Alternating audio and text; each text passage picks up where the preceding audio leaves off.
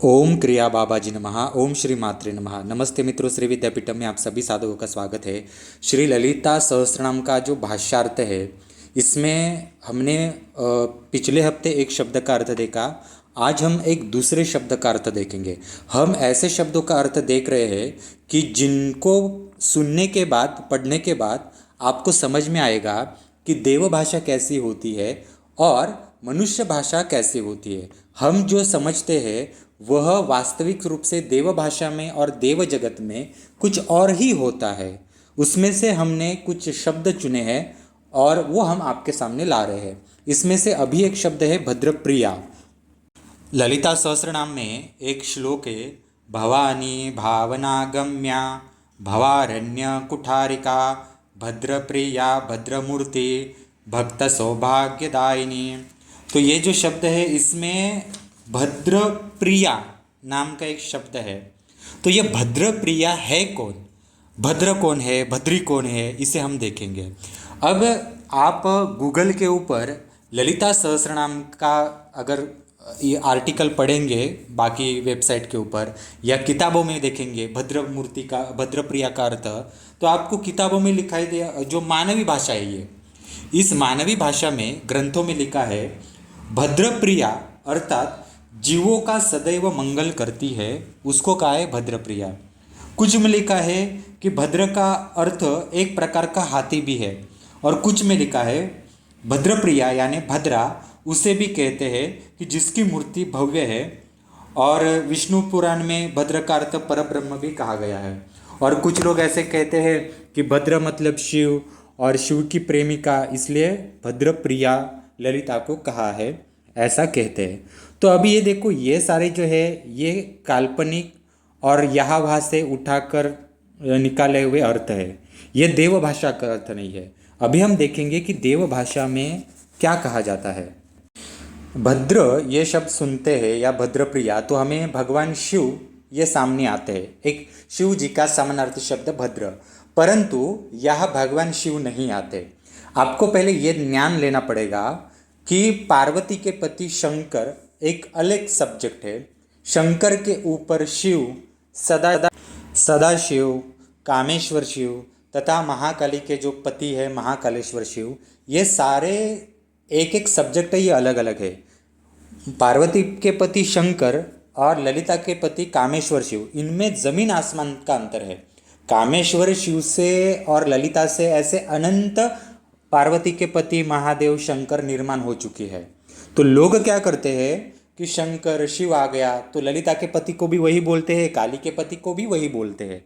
तो ये संकल्पना पहले आपको स्पष्ट होनी चाहिए कि जब आप तंत्र साधना या कोई भी दैवीय साधना सीखते हैं, तब पार्वती के पति शंकर जी को ये जो शिव ये पद दिया गया है। एक्चुअली वो शिव ये संकल्पना टोटली अलग है, और शंकर जी है जो है उनको एक शिव ये पद दिया गया है। अब भद्रप्रिया ये मतलब क्या है कि भद्र कामेश्वर शिव जो है, ललिता के पति कामेश्वर शिव, इनका एक गुप्त रूप है, उसको कहा है भद्र। गुप्त रूप जो कामेश्वर का है ये कौन सा है, ये अभी मैं आपको बताता हूँ। ये जो रूप है, शादी से पहले ललिता का एक रूप अलग था, और शादी से पहले ललिता के पति कामेश्वर शिव, इनका एक रूप अलग था। एक व्यक्ति जो होता है अपने जीवन में अलग अलग अवस्था से गुजरता है। जैसे कि कोई एक छोटा बच्चा होता है, बालक होता है, उसके बाद वह प्रौढ़ होता है। प्रौढ़ होने के बाद शादी होने से पहले उसकी अवस्था शारीरिक मानसिक, उसके बाद शादी होने के बाद वह चतुर्भुज होता है, उसकी पत्नी आती है घर में, उसके बाद उसके बच्चे होते हैं। तो एक व्यक्ति जो होता है, स्त्री या पुरुष, ऐसे बदल उनमें शरीर में होते रहते हैं। और ये बहुत बदल जो होते हैं ये देवी देवताओं में भी होते हैं। तो ललिता और उनके पति कामेश्वर शिव, ये शादी से पहले जो कुमार अवस्था थी, उनकी कुमार अवस्था को कहा है भद्र। और इस भद्र रूप में वो किस प्रकार से उनकी एनर्जी थी, और शादी के बाद उनकी एनर्जी बदल गई। तो ये सारी चीज़ों का जो अभ्यास है उसको कहा है भद्रप्रिया। जब पहली बार ललिता ने ये भद्र स्वरूप कामेश्वर शिव को देखा और कामेश्वर स्वरूप भद्र ने ये जो ललिता है, ये जो ललिता है इनको शादी से पहले देखा, वह तब उनकी शादी नहीं हुई थी। तो उस कुमार अवस्था में जो प्रेम की भावनाएं उत्पन्न होती है, तब विवाह नहीं हो पाता, और विवाह से पूर्व की जो भावनाएं होती है वो अलग भावनाएं होती है। उस स्वरूप की एनर्जी का जो ये है रूप है, उसको कहा है भद्र और भद्र प्रिया।